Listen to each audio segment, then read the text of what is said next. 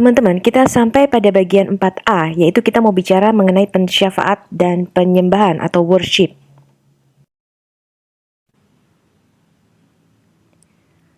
Apa itu pensyafaat, teman-teman? Syafaat itu artinya orang yang berdiri di antara Allah dan manusia, the man who's standing in the gap. Jadi Allah dan manusia itu tidak bisa dipersatukan karena Allah begitu kudus dan kita begitu kotor. Jadi kita itu berada di posisi yang berseberangan dengan Tuhan. Jadi harus ada seorang mediator atau perantara atau penengah antara kita dengan Allah. Nah, di dalam Alkitab, teman-teman, di Roma 8 ayat 34 mengatakan demikian. Kristus Yesus yang telah mati, bahkan lebih lagi yang telah bangkit, yang juga duduk di sebelah kanan Allah, yang malah menjadi pembela bagi kita. Ya, kata yang dipakai di sini adalah pembela, perantara, atau bersyafaat atau berdoa bagi kita. Di Ibrani 7 ayat 25 dikatakan demikian. Karena itu, ia sanggup juga menyelamatkan dengan sempurna semua orang yang oleh dia datang kepada Allah. Sebab ia hidup senantiasa untuk menjadi pengantara bagi mereka. Jadi Yesus itu sekarang hidup, teman-teman. Dia tidak mati, dia tidak ada di kuburan ya seperti nabi-nabi lainnya. Dia duduk di sebelah kanan Allah Bapa dan dia menjadi pengantara bagi kita. Jadi seorang mediator bagi kita, ya. Roma 8 ayat 27, dan Allah yang menyelidiki hati nurani, mengetahui maksud roh itu, yaitu bahwa ia sesuai dengan kehendak Allah, bersyafaat atau berdoa untuk orang-orang kudus. Nah, ini adalah fungsi daripada roh kudus yang Tuhan berikan kepada kita ya. Jadi kalau teman-teman lahir baru, kemudian penuh dengan roh kudus, Anda bisa berbahasa roh, ya. Ketika Anda berbahasa roh, ya, roh kudus itu berdoa bersyafaat bersama-sama dengan roh kita, teman-teman. Hal-hal yang akal budi kita tidak bisa paham. Yesus adalah satu-satunya mediator kita dengan Allah. Jadi Alkitab berkata bahwa hanya Yesus yang menjadi pengantara bagi kita dengan Allah. Sebab dia adalah manusia ilahi ya teman-teman. Di 1 Timotius 2 ayat 5 dikatakan, karena Allah itu Esa, dan Esa pula dia yang menjadi pengantara atau mesites atau mediator antara Allah dan manusia, yaitu manusia Kristus Yesus. Ya, jadi Yesus itu mempunyai dua hakikat, ilahi dan insani. Kemudian di Ibrani 12 ayat 24, dan kepada Yesus, siapa?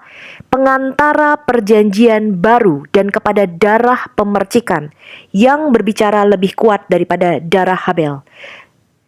Di Ibrani 9 ayat 15, karena itu, Yesus adalah pengantara dari suatu perjanjian yang baru, supaya mereka yang telah terpanggil dapat menerima bagian kekal yang dijanjikan. Sebab dia, Yesus, telah mati untuk menebus pelanggaran-pelanggaran yang telah dilakukan selama perjanjian yang pertama. Kemudian di Ibrani 8 ayat 1-7 dijelaskan lebih detail lagi teman-teman. Inti dari segala yang kita bicarakan itu ialah kita itu mempunyai imam besar teman-teman, yang duduk di sebelah kanan tahta yang maha besar di surga. Dan dia melayani ibadah di tempat kudus, yaitu di dalam kemah yang sejati, yang didirikan oleh Tuhan dan bukan oleh manusia. Sebab setiap imam besar ditetapkan untuk mempersembahkan korban dan persembahan. Dan karena itu Yesus perlu membuat suatu untuk dipersembahkan. Jadi gambaran kemah Musa yang ada di bumi itu adalah gambaran kemah yang ada di surga, ya. Musa membuat replikanya di bumi. Sekiranya ia ada di bumi, sekiranya Yesus ada di bumi, ia sama sekali tidak akan menjadi imam. Karena di sini telah ada orang-orang yang mempersembahkan persembahan menurut hukum Taurat. Pelayanan mereka ya yang ada di bumi ini itu adalah bayangan atau gambaran dari apa yang ada di surga, teman-teman. Sama seperti yang diberitahukan kepada Musa ketika ia hendak mendirikan kemah. Ingatlah, kata Tuhan, bahwa engkau membuat semuanya itu menurut blueprint, contoh yang telah ditunjukkan kepadamu di atas gunung itu. Tetapi sekarang ia telah mendapat suatu pelayanan yang jauh lebih agung. Karena apa? Karena Yesus itu menjadi pengantara satu-satunya dari perjanjian yang lebih mulia, yang didasarkan atas janji yang lebih tinggi. Sebab sekiranya perjanjian yang pertama itu tidak bercacat, tidak akan dicari lagi tempat yang kedua, Ya, jadi perjanjian yang pertama yang Tuhan buat dengan Israel yaitu untuk mempersembahkan darah korban binatang terus-menerus, yaitu setiap hari dilakukan, darah lembu, darah domba dan sebagainya. Itu tidak sempurna, teman-teman. Itu hanya bayangan saja akan apa yang Yesus lakukan bagi kita, yaitu dengan darahnya sendiri dia sudah membeli kita. Kita lihat konsep syafaat di dalam Islam. Di dalam Islam, itu ada 3 jenis ayat dalam Quran yang membahas mengenai syafaat, ya. Tapi dalam 3 cara yang berbeda. Jenis yang pertama, dia menolak syafaat sama sekali. Di antaranya adalah ayat-ayat yang berbicara pada hari kebangkitan ketika tidak ada tawar-menawar, tidak ada persahabatan atau syafaat. Referensinya di Quran surah 2 ayat 48, kemudian 123 dan 254. Quran surah 26 ayat 98 sampai 101, Quran surah 39 ayat 44, ya. Ini hari ketika satu jiwa pun tidak akan memberi manfaat kepada yang lain sedikit pun. Jadi tidak ada syafaat bagi mereka. Tidak akan ada syafaat atas namanya diterima. Ketika tidak akan ada penyelamat bagimu dari Allah.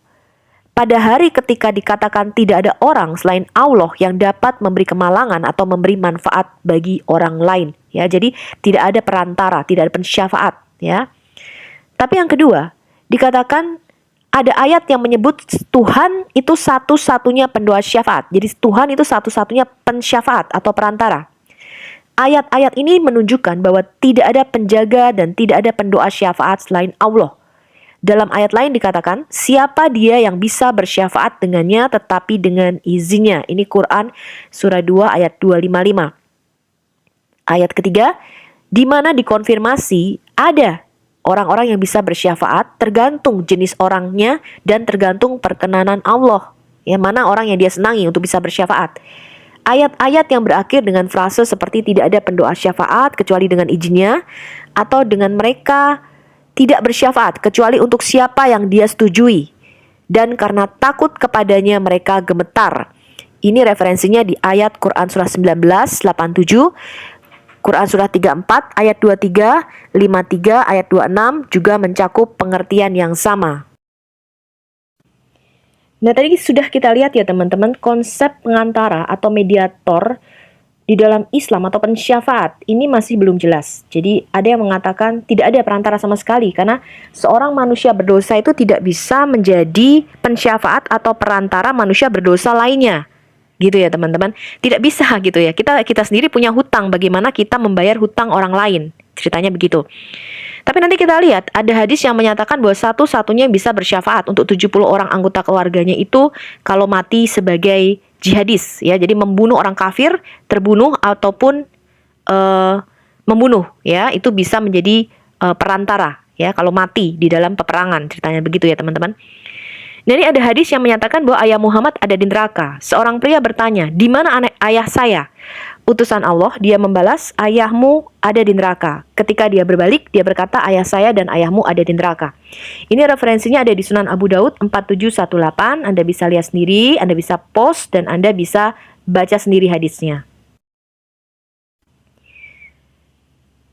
Kemudian referensi lain teman-teman yang mengatakan Abu Hurairah melaporkan utusan Allah mengatakan, saya meminta izin untuk meminta pengampunan bagi ibu saya, Aminah ya. Tapi dia tidak memberikannya kepada saya. Saya meminta izin kepadanya untuk mengunjungi makamnya dan dia memberikan izin kepada saya. Ini ada di Sahih Muslim 976a. Ya. Nah, jadi dari dua referensi tersebut teman-teman mengatakan bahwa ayah dan ibu Muhammad itu ada di neraka. Ini kesaksian dari Muhammad sendiri, ya, sesuai dengan hadis. Sekarang kita lihat, Muhammad tidak dapat menolong kaumnya dan anaknya dari neraka. Abu Hurairah berkata, ketika ayat berikut diturunkan, kalau tadi ayah dan ibu Muhammad kan sudah mati ya. Kalau kita bersyafaat bagi orang yang sudah mati, tentu saja nggak bisa. Itu hanya bisa dilakukan oleh Yesus. Ya, jadi ketika Yesus turun ke dunia orang mati, dia memproklamasikan bahwa dia adalah Mesias, maka orang-orang kudus itu ikut bangkit teman-teman. Ya, pada waktu kebangkitan Yesus, orang-orang kudus itu ikut bangkit bersama dengan Tuhan. Ya, kemudian mereka naik ke Firdaus. Tapi bagi kita manusia, kita tidak bisa bersyafaat untuk orang yang sudah mati. Nah, masuk akal ya teman-teman kalau ayah dan ibu Muhammad, walaupun ayahnya bernama Abdullah, tapi penyembah pagan, penyembah berhala. Jadi mereka bukan hanya menyembah Allah, tapi juga menyembah berhala lainnya yang ada di Ka'bah pada waktu itu. Nah, ini masuk akal. Ya, kita tidak bisa menolong orang yang sudah mati. Ya, tidak ada harapan bagi mereka. Tapi lihat di sini. Ini orang yang masih hidup.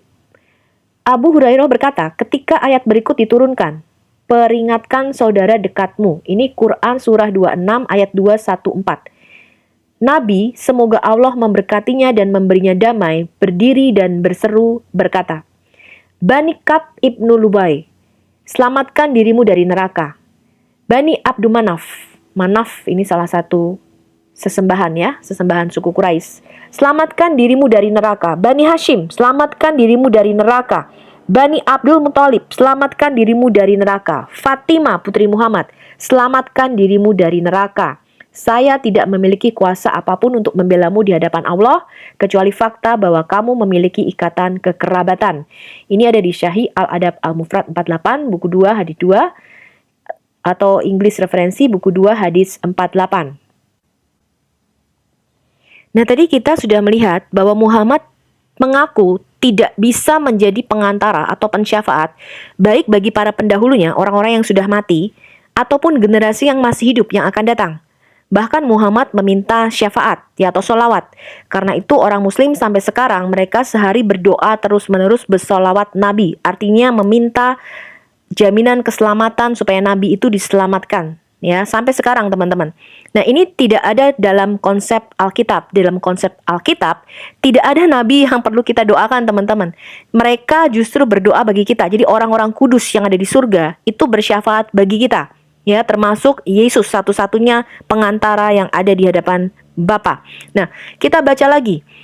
Tafsir Ibnu Katsir menegaskan dengan menyebutkan ayat 60, Quran surah ayat 60, ayat 3, mengatakan demikian, kerabat karibmu dan anak-anakmu sekali-kali dia bermanfaat bagimu pada hari kiamat.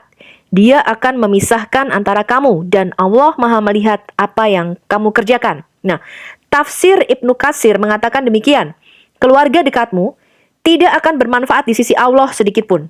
Karena Allah menghendaki derita bagimu Muhammad, tidak ada perbuatan manfaat mereka yang bisa sampai kepadamu. Bila engkau menyukai mereka yang tidak disukai Allah, maka siapa saja keluarganya yang sepakat dengan kekafiran yang mereka inginkan, sungguh perbuatan mereka dalam kerugian dan kesesatan. Dari Affan, dari Humad, dari Sabit, dari Anas bin Malik. Ini periwayatnya ya. Bahwa seseorang bertanya kepada Nabi, ya Rasulullah, di mana ayahku? Nabi SAW bersabda, di neraka. Ya, maka ketika akan berpaling, Nabi memanggilnya kembali dan berkata demikian, sesungguhnya ayahku dan ayahmu di neraka. Ini ada di Sahih Muslim dan Sunan Abu Dawud. Sekarang, apakah Allah bisa mengampuni dosa kita, teman-teman? Quran surah 48 ayat 2 dikatakan demikian, agar Allah mengampuni dosamu ya Muhammad. Muhammad ini dalam kurung ya, yang telah lalu, dosa yang sudah lalu, dan dosa yang akan datang, serta menyempurnakan nikmatnya kepadamu dan menunjukimu jalan yang lurus. Nah, ini adalah terjemahan Piktal ya, Muhammad Marmaduk Piktal.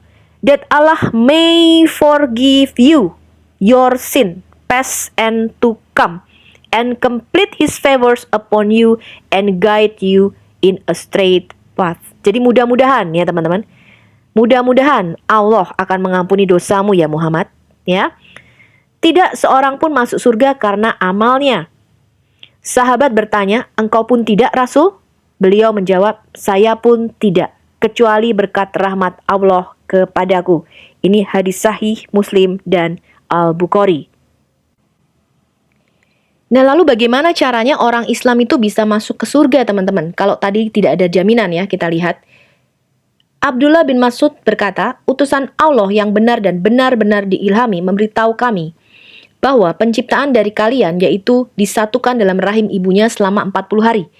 Kemudian menjadi gumpalan untuk waktu yang sama. Jadi menjadi gumpalan daging gitu ya. Maka itu menjadi gumpalan daging yang dikunyah dan untuk jangka waktu yang sama. Jadi 40 hari ya.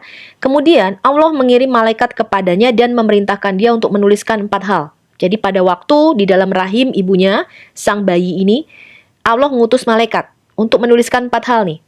Tuliskan perbuatannya. Ditentuin dulu nih, nanti dia bakal ngapain, kawin sama siapa, matinya bagaimana, ya, usianya, rentang hidupnya, ketentuan-ketentuannya. Dan apakah dia ditakdirkan untuk neraka atau untuk surga?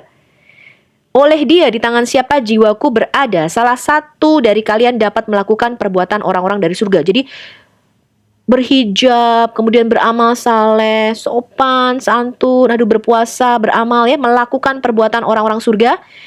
Udah mau masuk surga nih, sampai jarak panjang lengan antara dia dan surga, jadi cuma sejengkal, maka ketentuan Allah menguasainya masuk neraka. Ya, artinya kamu sudah ditentukan masuk neraka, sekalipun seumur hidupmu itu melakukan perbuatan orang-orang surga katanya, tinggal sejengkal nih mau sampai surga, tapi takdir Allah menguasainya, take over, ya, mengambil alih. Dan bila dia melakukan perbuatan orang-orang neraka, jahat nih seumur hidupnya, sampai jarak tidak lebih panjangnya lengan bawah antara dia dan neraka, udah sejengkal mau masuk neraka, kemudian ketentuan Allah mengambil alih, ya, kemudian dia masuk ke surga, dia melakukan perbuatan kaum penghuni surga sampai dia masuk ke dalamnya. Ini adalah hadis Sahih Sunan Ibnu Majah volume 1 buku 1 hadis 76. Dalam Arabik buku 1 hadis 80. Nah, sekarang kita lihat apakah Muhammad tahu dengan pasti kemana dia pergi setelah dia mati. Quran surah 46 Al-Ahqaf, ya, ayat ke-9 mengatakan demikian. Aku bukanlah rasul yang pertama di antara para rasul, ya. Dan aku tidak mengetahui apa yang akan diperbuat terhadapku dan tidak pula terhadapmu. Waduh, cilaka ini ya teman-teman. Aku tidak lain hanyalah mengikuti apa yang diwahyukan kepadaku, dan aku tidak lain hanyalah seorang pemberi peringatan yang menjelaskan. Diceritakan oleh Aisyah, Nabi berkata, lakukan perbuatan baik dengan benar, tulus, dan rendah hati. Dan menerima kabar baik karena perbuatan baik seseorang tidak akan membuatnya masuk surga. Mereka bertanya, bahkan kamu wahai Rasulullah? Dia berkata, bahkan aku, kecuali dan sampai Allah melimpahkan pengampunan dan rahmatnya kepadaku. Sahih Al-Bukhari 6467, buku 81 hadis 56, referensi Inggris volume 8, buku 76 hadis 474. Jadi Muhammad tidak tahu apa yang Allah bakal perbuat kepadanya dan juga kepada pengikut-pengikutnya. Ya, nanti kita lihat Yesus tahu nggak ya kemana dia setelah dia mati.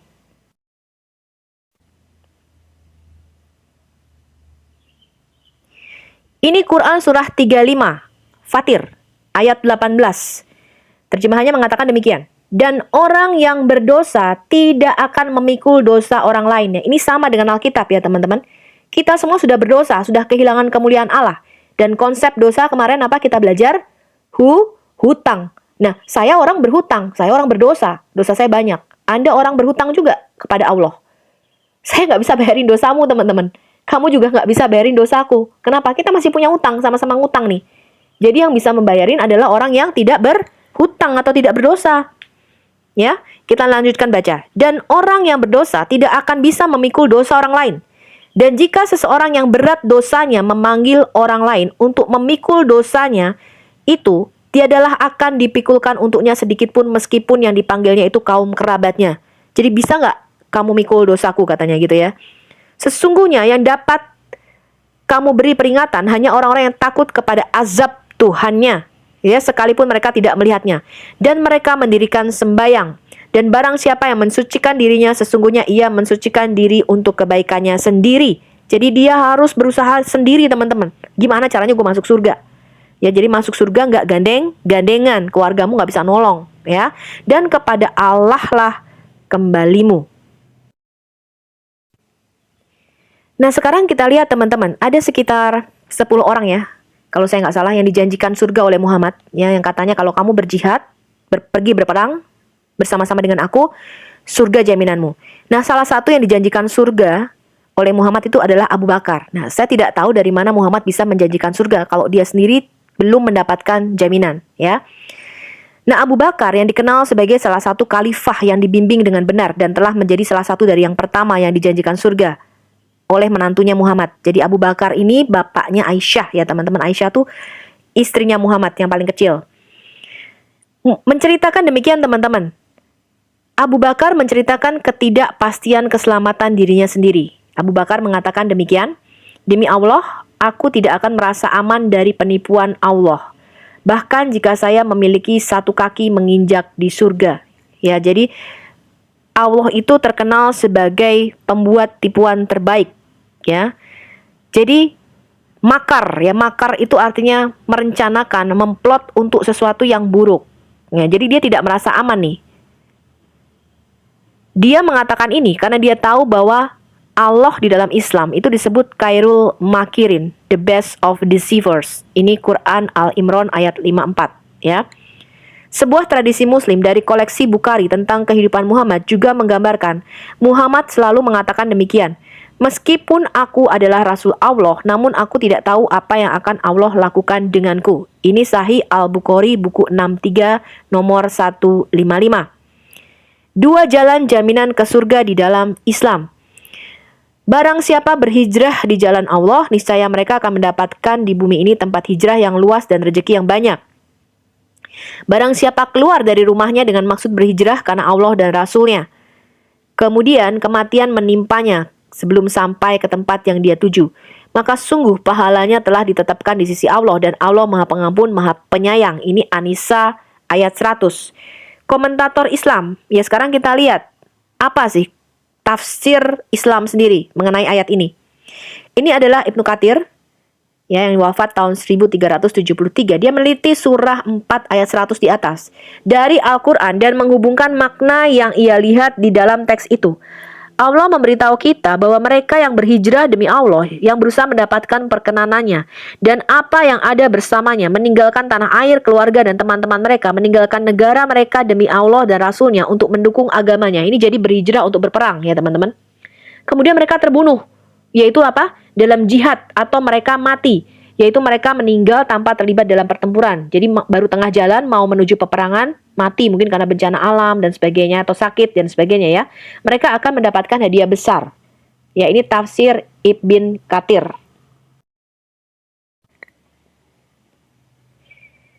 Lalu bagaimana dengan berhijrah di dalam Yesus? Yesus juga mengatakan kita harus berhijrah, teman-teman. Ya, Markus 10 ayat 28 sampai 31 berkatalah Petrus kepada Yesus, "Kami ini telah meninggalkan segala sesuatu dan mengikut Engkau." Jawab Yesus, "Aku berkata kepadamu, sesungguhnya setiap orang yang karena aku dan karena Injil meninggalkan rumahnya, saudaranya laki-laki atau saudaranya perempuan, ibunya atau bapaknya, anak-anaknya atau ladangnya, orang itu sekarang pada masa ini juga akan menerima kembali 100 kali lipat. Rumah, saudara laki-laki, saudara perempuan, ibu, anak, dan ladang. Sekalipun disertai berbagai penganiayaan, dan pada zaman yang akan datang ia akan menerima hidup yang kekal.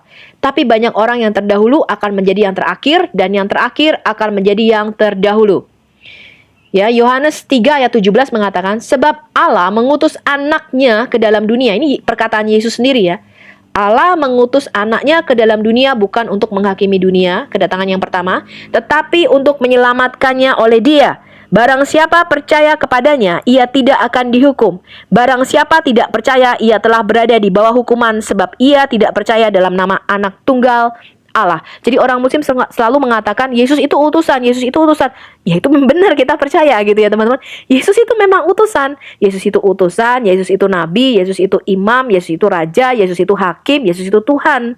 Ya, hakikatnya ilahi.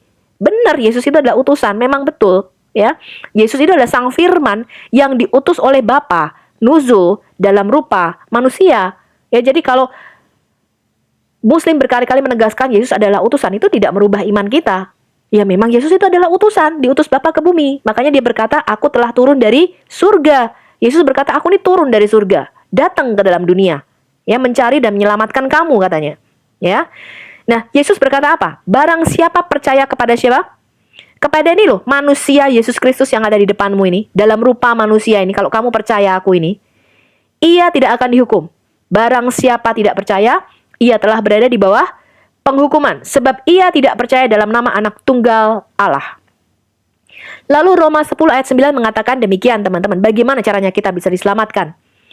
Jika kamu mengaku dengan mulutmu bahwa Yesus adalah Tuhan, ya, jadi bersaksi tidak menyangkal Yesus, dan percaya di dalam hatimu, kamu beriman di dalam hatimu, bahwa Allah telah membangkitkan dia dari antara orang mati, maka kamu akan diselamatkan, teman-teman. Ya.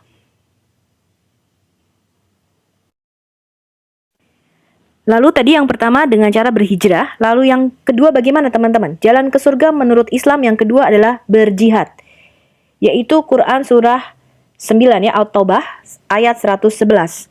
Sesungguhnya Allah membeli dari orang-orang mukmin baik diri maupun harta mereka dengan memberikan surga untuk mereka.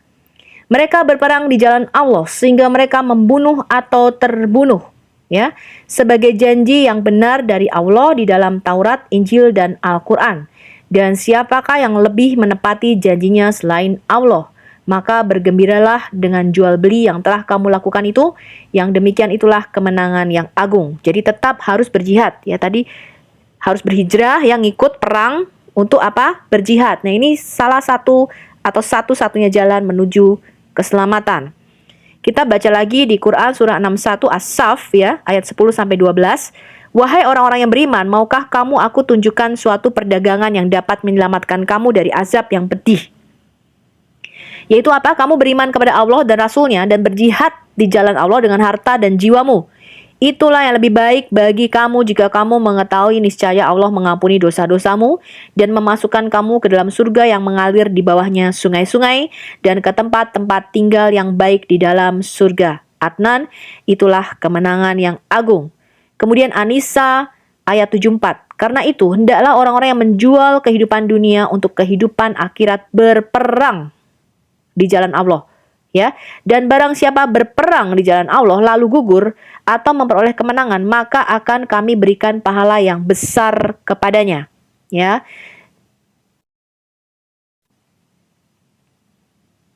Satu-satunya jalan ke surga di dalam Islam adalah berjihad. Sejarawan Islam terkenal, At-Tabari, berbicara tentang jihad di jalan Allah seperti berikut. Kami memerangi, ya, berperang untuk membunuh artinya ya, orang-orang sampai mereka percaya kepada Allah. Dia yang percaya kepada Allah dan Rasul-Nya telah melindungi kehidupan dan harta miliknya dari kita. Adapun orang yang kafir, kita akan berperang selamanya karena Allah. Membunuhnya adalah masalah kecil bagi kita. Buku tafsir Al-Tabari 9 ayat 69 ya. Ini juga janji-janji yang diberikan kalau teman-teman ada yang dibujuki ya teman-teman. Ini Osama bin Laden untuk para martirnya di jalan jihad atau perang suci. Itu sebagian besar selaras dengan janji-janji dari Quran surah 9 ayat 111, surat 61 ayat 10 sampai 12, surat 4 ayat 74 di atas ya. Jadi mereka akan dibujuk ya. Dengan cara apa? Hak istimewa martir itu dijamin oleh Allah. Pengampunan dengan darah pertama dari darahnya, dia akan ditunjukkan tempat duduknya di surga. Dia akan dihiasi dengan perhiasan bagi orang-orang percaya, kemudian dinikahkan dengan perawan surga, dilindungi dari siksa kubur, jaminan keamanan di hari pengadilan, dimahkotai dengan mahkota martabat, sebuah batu delima yang lebih baik daripada seluruh dunia di bumi ini dan seluruh isinya, dikawinkan dengan 72, ya minimal ini ya, minimal 72 dari perawan surga yang murni dan indah. Dan syafaatnya atas nama 70 kerabatnya akan diterima. Jadi dia bisa bersyafaat untuk 70 keluarganya kalau dia mati martir ya teman-teman. Kalau dia membunuh orang-orang kafir. Dengan kata lain, melawan dan membunuh orang-orang yang tidak beriman, kafir, ya. Oleh sebab Allah datang dengan jaminan imbalan masuk surga, pengampunan dosa, kehormatan, perawan surgawi, dan kemampuan untuk menjadi pensyafaat atas nama keluarganya. Ini jelas berbeda dengan apa yang Injil ajarkan atau Alkitab ajarkan ya teman-teman ya. Lalu bagaimana dengan apa kata Alkitab teman-teman? Bagaimana caranya kita bisa keluar ya teman-teman dari kubangan dosa ini, kemudian kita dapat mencapai keselamatan kekal. Karena Alkitab berkata, keselamatan kekal atau kehidupan kekal, yaitu bersama dengan Tuhan, itu adalah tujuan hidup kita. Ya. Mazmur 49 ayat 7 sampai 9 mengatakan demikian, tidak seorang pun itu berarti tidak ada manusia satu pun ya yang dapat membebaskan dirinya atau memberikan tebusan kepada Allah ganti nyawanya. Karena apa? Terlalu mahal harga pembebasan nyawa kita, teman-teman. Dan tidak memadai untuk selama-lamanya. Jadi kita tidak bisa kasih imbalan apapun kepada Tuhan. Kita bilang, Tuhan, aku kasih berpuluh-puluh ribu lembu, berpuluh-puluh ribu kambing domba, teman-teman, untuk dipersembahkan. Tetap tidak cukup, teman-teman. Ya. Karena apa? Roma 3 ayat 23 mengatakan, karena semua orang telah berbuat dosa. Jadi kita tuh dikurung. Kamu tuh tidak ada jalan lain. Ya. Semua orang telah berbuat dosa. Kita telah kehilangan kemuliaan Allah. Nah, kemarin kita belajar, kehilangan kemuliaan Allah itu artinya kita disposisi. Kita tuh nggak pada posisi semula, yaitu menjadi manusia ilahi. Kita sudah kehilangan itu, keilahian di dalam diri kita. Kita menjadi manusia duniawi, teman-teman. Ya, yang tadinya kita harusnya bisa berhubungan dengan dunia roh, ya, juga berhubungan dengan dunia material atau fisik. Sekarang nggak bisa, teman-teman. Ya, untuk kita bisa masuk ke dalam dimensi roh, itu perlu penebusan Yesus. Ya, kita sudah kehilangan kemuliaan itu. Jadi posisinya tuh meleset, teman-teman, ya. Roma 6 ayat 23 mengatakan demikian. Upah dosa ialah apa? Maut atau kematian. Makanya saya harus mati, Anda juga harus mati. Karena kita semua ini orang berdosa, teman-teman, ya. Dan saya merasa puji Tuhan, syukur ya teman-teman, ketika saya pertama kali lahir baru, teman-teman bertanya, kok kamu bisa mengalami itu, kenapa? Saya bersaksi karena saya ini dosanya begitu besar. Tapi saya merasakan kasih Tuhan yang luar biasa. Ya teman-teman, yang mengampuni dosa-dosa saya. Kalau Tuhan tidak jamah saya tidak ketemu Tuhan, saya nggak tahu jadinya apa ya teman-teman ya. Nah, dikatakan demikian teman-teman. Tetapi karunia Allah ialah hidup yang kekal di dalam Kristus Yesus Tuhan kita. Lalu bagaimana apa kata Quran? Quran surah 19, ya surah Maryam ayat 71 mengatakan demikian. Tidak seorang pun di antara kamu yang tidak mendatangi neraka. Hal itu bagi Tuhanmu adalah suatu ketentuan yang sudah ditetapkan. Jadi konsep Islam ya, itu mereka harus masuk neraka dulu teman-teman. Bayar dosanya di neraka. Berapa lama nggak tahu. Tergantung, kalau amalmu banyak, mungkin kamu sebentar di neraka. Tapi kalau kamu banyak kejahatannya, ya kamu bisa selama-lamanya nggak keluar-keluar dari neraka ya. Nah, Quran surat Al-Baqarah ayat 80-81, dan mereka berkata, neraka tidak akan menyentuh kami kecuali beberapa hari saja. Jadi mereka mengatakan kami sebentar saja di neraka. Katakanlah, sudahkah kamu menerima janji dari Allah sehingga Allah tidak mengingkari janjinya? Ataukah kamu mengatakan tentang Allah sesuatu yang tidak kamu ketahui? Bukan demikian katanya. Barang siapa berbuat apa? Keburukan atau kejahatan dan dosanya telah menenggelamkannya, maka mereka itu penghuni neraka, mereka kekal di dalamnya. Ya, jadi neraka itu kekal, nggak pindah-pindah gitu, nggak ada transit teman-teman. Ya, di Alkitab sekali masuk neraka ya udah masuk neraka, ya, nggak bisa keluar dari situ. Nah, lalu apa sih kata Alkitab tentang dosa teman-teman? Ya tadi kita belajar sedikit teman-teman bahwa original dari dosa ini adalah dari iblis atau setan. Jadi setan inilah yang pertama kali berbuat dosa atau kejahatan ya. Dia adalah permulaan dari semua dosa. Dikatakan dia bapa segala pendosa dan bapa segala pembohong ya. Setan itu rebel ya, atau memberontak melawan firman Tuhan. Nanti ketika kita sampai di kitab Yesaya atau Yeskiel, kita akan bahas sedikit dalam sesi khusus mungkin ya, the original sin ya, atau dosa asal. Nah, lalu bagaimana dengan kita? Manusia kita dibujuk oleh setan, turut serta di dalam pemberontakan itu ya. Dosa manusia di dalam Alkitab itu seperti hutang. Yesus memberikan perumpamaan dosa itu seperti orang yang mempunyai hutang, teman-teman. Di Matius 18 ayat 21-35, ada seorang berhutang kepada raja 10.000 talenta, tapi orang itu tidak mampu membayar hutangnya. Ini kita perumpamaannya ya, kita berhutang kepada Tuhan, kepada raja. Maka raja memerintahkan dia, istri dan anak-anaknya dijual, masukin ke neraka nih sebagai pelunas hutang. Kemudian kita mohon belas kasihan kepada Tuhan, dan raja itu membebaskan hutangnya, teman-teman. Tapi kita, orang itu ya, kemudian bertemu dengan temannya yang berhutang 100 dinar. Dia mencekik kawannya meskipun kawannya sujud memohon belas kasihan. Dia memasukkannya ke penjara. Maka ketika raja itu mendengar perbuatan itu, marahlah dia dan menyerahkan orang itu kepada algojo. Ini kepada setan-setan ya. Nah, ini adalah satu perumpamaan teman-teman. Bagaimana kita ini yang berhutang demikian besar kepada Tuhan. Tuhan itu sudah ngampuni kita loh. Ketika kita memohon belas kasihan, bertobat, menyesal, darah Yesus menghapuskan, kita percaya Yesus sudah menebus mati bagi dosa-dosaku. Tapi kita tidak mau mengampuni orang lain yang mau membunuh kita, memfitnah kita, ya, membenci kita. Kita nggak mau ngampuni, teman-teman.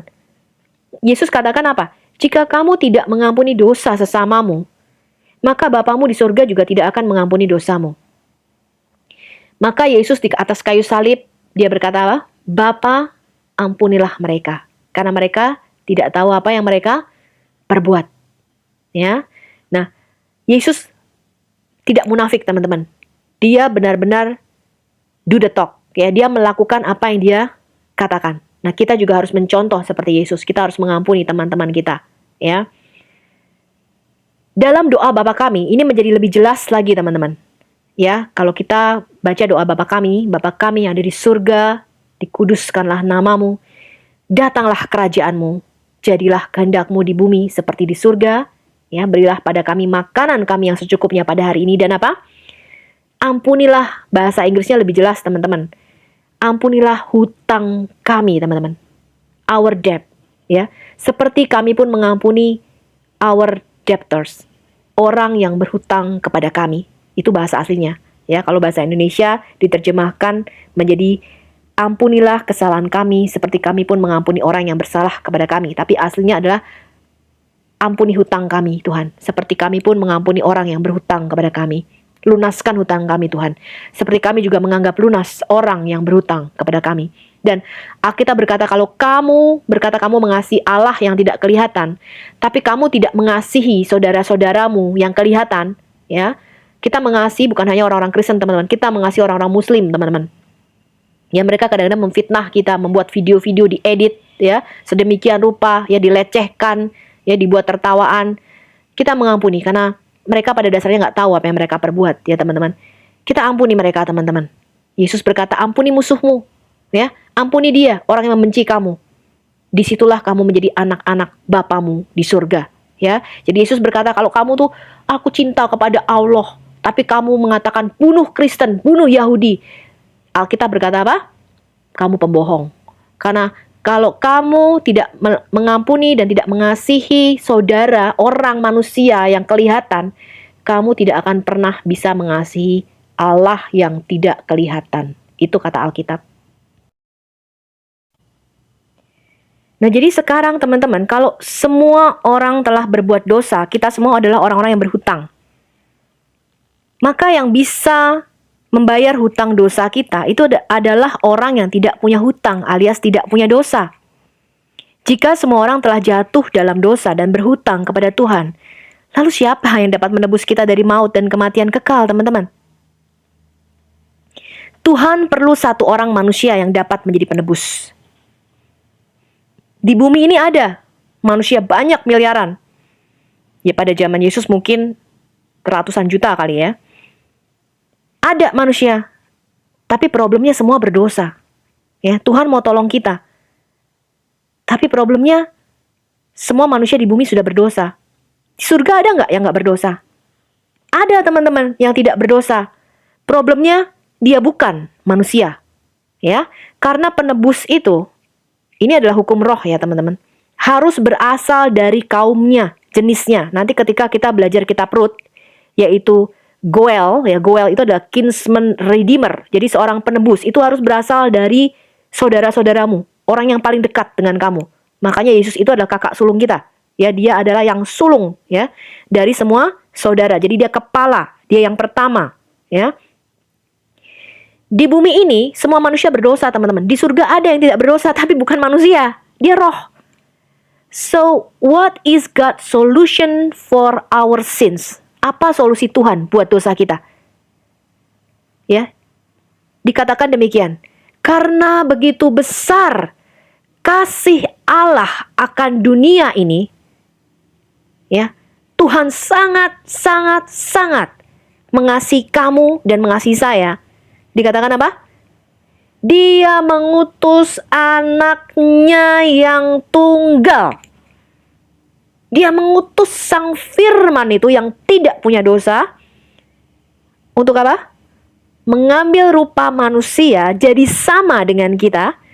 Ya, dikatakan apa? Dia yang tidak berdosa dijadikan dosa karena kita. Makanya Yesus itu ketika di atas salib dikatakan semua dosa seluruh umat manusia itu ditimpakan kepadanya. Karena Yesus itu tidak berdosa, jadi dia tidak bisa mati. Selama Yesus berjalan di bumi ini dan dia tidak punya dosa, dikatakan Yesus itu kudus, nggak punya dosa. Jadi kematian nggak bisa menyentuh dia, teman-teman. Dia nggak bisa mati masalahnya. Makanya Yesus berkata apa? Aku meletakkan nyawaku, tidak seorang pun dapat mengambilnya. Kenapa? Dia nggak punya dosa. Ya, jadi maut itu hanya punya sengat atau punya kuasa ketika kita jatuh dalam dosa. Masalahnya Yesus tidak berdosa. Bahkan dicoba iblis, dia tetap kudus. Ya, sehingga dia nggak bisa mati. Jadi Allah harus menimpakan dosa atas Yesus supaya Yesus bisa turun ke dunia orang mati, lalu mengambil kunci maut dan kerajaan maut yang dipegang iblis. Ya, dia yang tidak berdosa dijadikan dosa karena kita. Ya, dikatakan dia tuh jadi kutuk. Karena dikatakan terkutuklah orang yang digantung di atas pohon, ya. Jadi dia tuh jadi kutuk, dia jadi substitusi, dia jadi domba pengganti ini loh teman-teman. Ya, di perjanjian lama itu dia jadi domba, anak domba kita. Dia turun dari sorga menjadi sama dengan manusia untuk menebus kita. Ya, jadi nggak bisa roh, nggak bisa malaikat, harus dari manusia. Penebus itu harus dari kinsman redeemer, harus dari orang yang paling dekat, Goel. Ya, itu prinsip. Makanya kalau kita baca Alkitab, kita harus paham. Di dalam semua perjanjian lama, kemarin kita belajar apa? Yesus itu ada di dalam setiap lembarnya, teman-teman. Ya.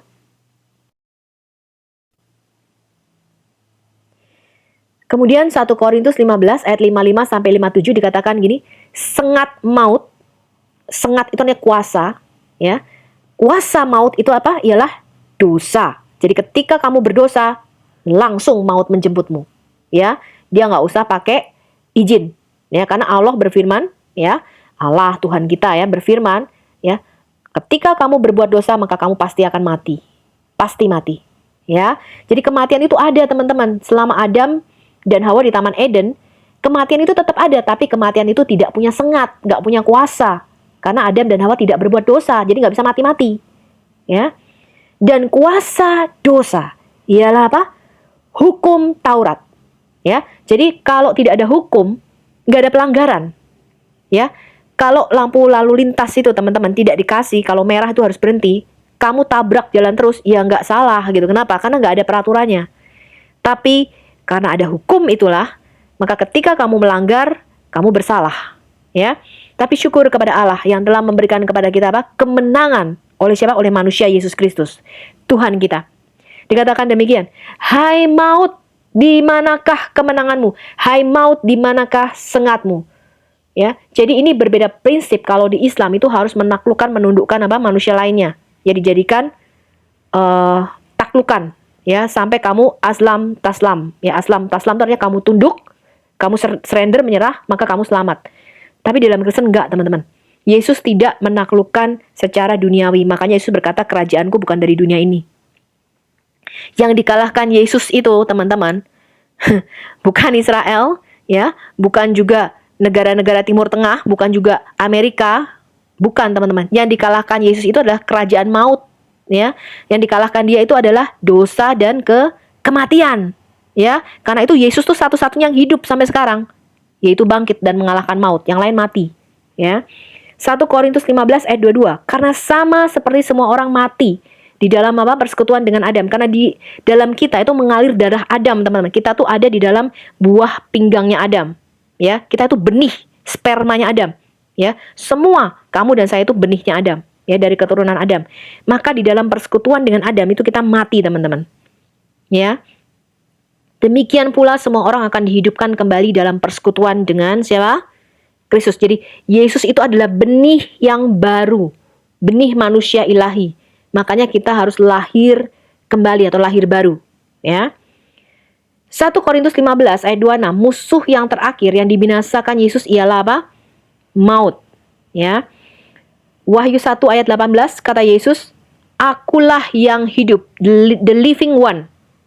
Aku telah mati, namun lihatlah aku hidup sampai selama-lamanya, dan aku memegang segala kunci maut dan kerajaan maut.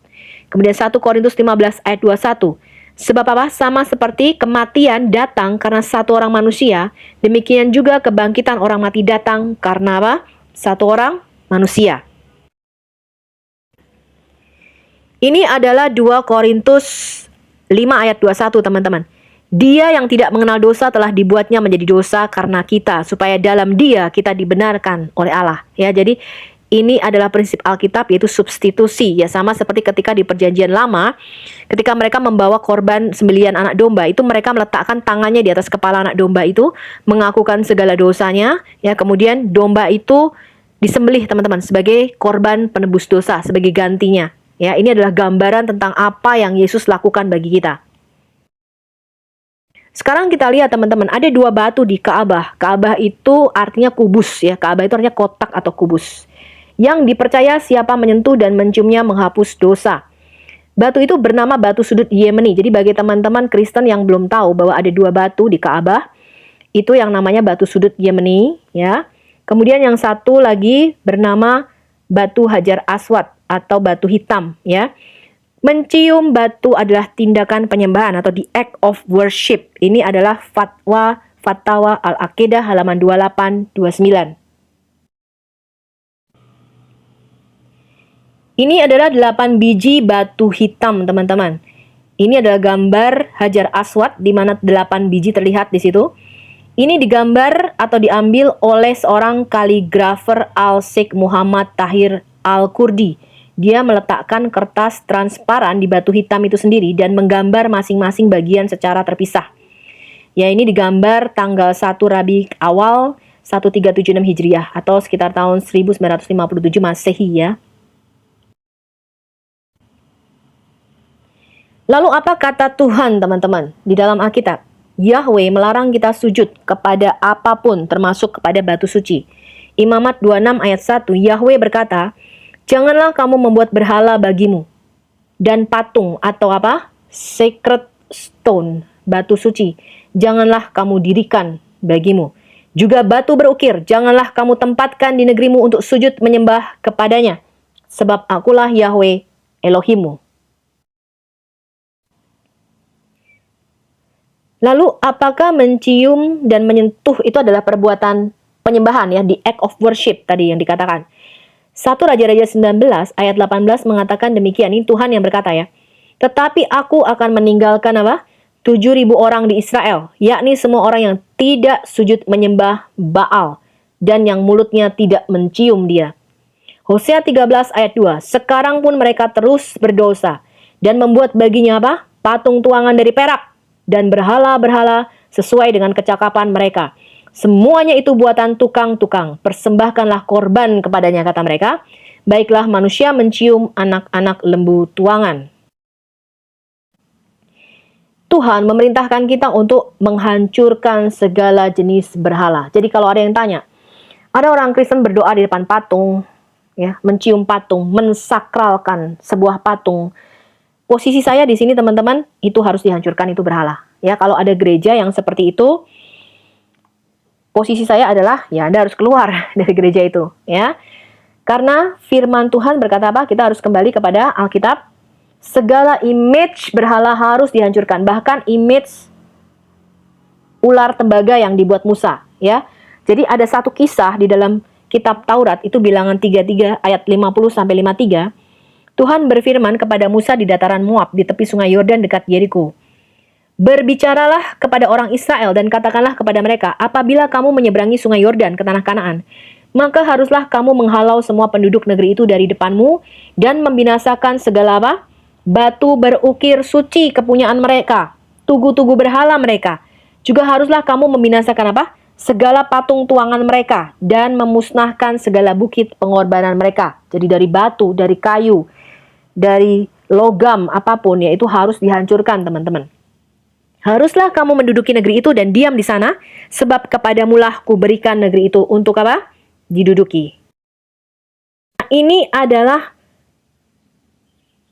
cerita di mana Hizkia Raja Yehuda itu menghancurkan Nehustan. Jadi ketika ada cerita, teman-teman, ya, pada waktu itu orang Israel di padang gurun itu digigit ular karena mereka tuh mengeluh, ya. Kemudian mereka berbuat dosa, memberontak terhadap Tuhan. Tuhan kirim ular. Lalu mereka meminta ampun, teman-teman. Mereka berkata, Musa tolong bersyafaat bagi kami. Lalu Musa bersyafaat dan Tuhan katakan kamu buat ular tembaga. Ya, dibuat ular pada tiang seperti itu, digantung. Dan Dikatakan barang siapa yang melihat kepada ular tembaga itu dia akan tetap hidup. Ini gambaran Yesus Tuhan kita, ya. Di bab 1 kita udah jelaskan di bagian pertama kemarin, ular tembaga Musa. Ternyata ular tembaga Musa ini disakralkan sama orang-orang Yahudi, teman-teman. Mereka memberinya nama Nehustan, ya. Disembah, dikasih sesajen di depannya, ya. Di 2 Raja-Raja 18 ayat 14 dikatakan Raja Hizkia dialah yang menjauhkan bukit-bukit apa? Pengorbanan, dan yang meremukkan tugu-tugu batu suci berhala, dan yang menebang apa? Tiang-tiang berhala, dan yang menghancurkan ular tembaga yang dibuat Musa. Sebab sampai pada masa itu orang Israel masih membakar korban bagi ular itu yang namanya disebut Nehustan. Ya, nanti kita lihat ular tembaga Musa ini dijadikan simbol apa, teman-teman? Apotik, ya. Kalau teman-teman lihat sekarang apotik itu simbolnya ada ularnya. Itu karena simbol apa? Barang siapa yang melihat kepadanya itu sembuh, ya. Nah, itu nanti kita bahas sedikit mengenai itu sebagai pengetahuan, ya. Jadi apapun teman-teman tidak boleh jadikan berhala. Pada waktu itu aja Tuhan menyuruh Musa membuat ular tembaga sebagai apa? Sebagai simbol. Habis itu ular tembaga ini kok bisa disimpan, ya? Saya juga nggak tahu, mungkin dikeramatkan karena kan sakti, ya kan? Barang siapa yang melihat tuh hidup. Wah, ini ular sakti nih. Nah, ini dikeramatkan, teman-teman. Nah, Alkitab mengatakan apa? Itu berhala. Jadi dikasih sesajen sama orang-orang Israel di bawah ular tembaga itu, ya. Nah, kita belajar sedikit sekilas mengenai Hajar Aswad. Ini menarik, teman-teman. Ini adalah kitab sejarah mereka. Ketika Bani Bakar bin Abdi Manaf bin Kinanah bin Gaishan bin Kaza'ah mengusir keturunan Jurhum dari wilayah Mekah, Amir bin Haris bin Madah Ar-Jurhumi membawa serta 2 patung emas kepala rusa, dan Hajar Aswad dipendam di sumur Zam-Zam. Seterusnya mereka berangkat menuju Yaman. Yaman itu di selatannya Saudi Arabia, ya. Namun pemendaman Hajar Aswad di dalam sumur Zam-Zam itu tidak bertahan lama, ya, karena seorang wanita dari Bani Kasa'ah memberitahukan kepada kaumnya bahwa dia melihat orang Jurhum memendam Hajar Aswad di sumur tersebut. Kemudian mereka meletakkan Hajar Aswad kembali ke tempatnya. Ya, jadi yang tadinya sudah dipendam sama suku Jurhum ini, musuhnya suku Quraisy, ya, teman-teman. Hal ini terjadi sebelum pembangunan oleh Qusay bin Kilab. Setelah Mekah dikuasai oleh suku Karamitah di bawah pimpinan Abu Tahir Al-Qurmuti, mereka membantai 1.700 orang di Masjid Al-Haram. Sebagian bergelantungan di Ka'bah, kemudian mereka memenuhi sumur Zam-Zam dengan mayat-mayat. Mereka merampas harta orang-orang dan perhiasan Ka'bah, merobek-robek kiswah penutup Ka'bah, dan membagikannya kepada kawan-kawannya, merampok benda-benda berharga di dalam Ka'bah, melepas pintu Ka'bah, dan memerintahkan pula untuk mengambil talang emasnya. Ya. Kemudian pada tahun 606 Masehi, ketika Mekah kebanjiran yang menyebabkan kerusakan pada Ka'bah, banyak kabilah Quraisy yang bersengketa mengenai orang yang harus meletakkan batu mulia ini kembali ke tempatnya. Setelah disepakati, orang yang harus meletakkan adalah orang yang pertama kali masuk Ka'bah. Lalu Rasulullah Shallallahu Alaihi Wasallam menggelar sebuah kain persegi 4, dan para pemimpin kabilah diminta untuk memegang setiap sudut kain tersebut. Ya, lalu Rasulullah Shallallahu Alaihi Wasallam meletakkan Hajar Aswad kembali ke tempatnya. Ini terjadi 5 tahun sebelum kenabiannya, yaitu di usia 35. Sekitar tahun 180-an Hijriah, Abdullah bin Subair memasang lingkaran pita perak di sekeliling Hajar Aswad. Pemasangan pita perak itu dilakukan agar Hajar Aswad tetap utuh dan tidak mudah pecah. Pemasangan pita perak berikutnya dilakukan tahun 189 Hijriah ketika Sultan Harun al-Rashid berkuasa. Pada tahun 7 Zulhijjah 317 Hijriah, Abu Tahir Al-Qurmuti kembali menduduki kota Mekah, mencopot Hajar Aswad dari tempatnya secara paksa. Abu Tahir memerintahkan Jafar bin Ilaj untuk mencopot Hajar Aswad dan membawanya. Setelah sebelumnya dia melakukan kebiadaban dengan membunuh orang-orang yang sedang tawaf, itikaf, dan sholat. Mereka membawa Hajar Aswad kembali ke negerinya di Bahrain, ya. Setelah itu tempat Hajar Aswad kosong. Orang-orang yang tawaf itu hanya meletakkan tangannya di tempatnya saja untuk mendapatkan berkahnya. Akhirnya Hajar Aswad dikembalikan ke tempatnya pada tanggal 10 Zulhijjah 339 Hijriah setelah 22 tahun Ka'bah kosong dari Hajar Aswad. Pada tahun 363 Hijriah datang seorang laki-laki dari Romawi. Saat ia mendekati Hajar Aswad, ia mengambil cangkul dan memukulkannya dengan kuat ke pojok tempat Hajar Aswad hingga berbekas. Ketika ia akan mengulangi perbuatannya, seorang Yaman datang dan menikamnya sampai roboh. Kemudian, pada tahun 413 Hijriah, Bani Fatimiyah itu mengirim sebagian pengikutnya dari Mesir, di bawah pimpinan Hakim Al-Abidi. Di antaranya ada seorang laki-laki yang berkulit merah dan berambut pirang, serta berbadan tinggi besar. Sebelah tangannya menghunus pedang, sedangkan yang sebelah memegang pahat. Lalu dipukulkannya ke Hajar Aswad sebanyak 3 kali hingga pecah dan berjatuhan. Sambil berkata, "Sampai kapan batu hitam ini disembah? Sekarang tidak ada Muhammad atau Ali yang dapat melarangku dari perbuatanku. Kini aku ingin menghancurkan Ka'bah." Ya. Kemudian pasukan berkumpul untuk membunuh dia dan berikut para pembantunya. Kemudian pada tahun 990 Hijriah datang seorang laki-laki asing, ini bukan orang Arab, membawa sejenis kapak dan memukulkannya ke Hajar Aswad. Kemudian Pangeran Nasyir menikamnya dengan belati hingga mati. Tahun 1268 Hijriah, Sultan Abdul Majid, Khalifah Utsmaniyah, ini yang memerintah sekitar tahun 1839 sampai 1861 Masehi, menghadiahkan sebuah lingkaran emas untuk dililitkan pada Hajar Aswad sebagai pengganti lingkaran pita perak yang telah hilang. Lingkaran emas ini kemudian diganti semula dengan lingkaran perak oleh Sultan Abdul Aziz, Khalifah Utsmaniyah, yang memerintah tahun 1861-1876 Masehi ya penggantinya.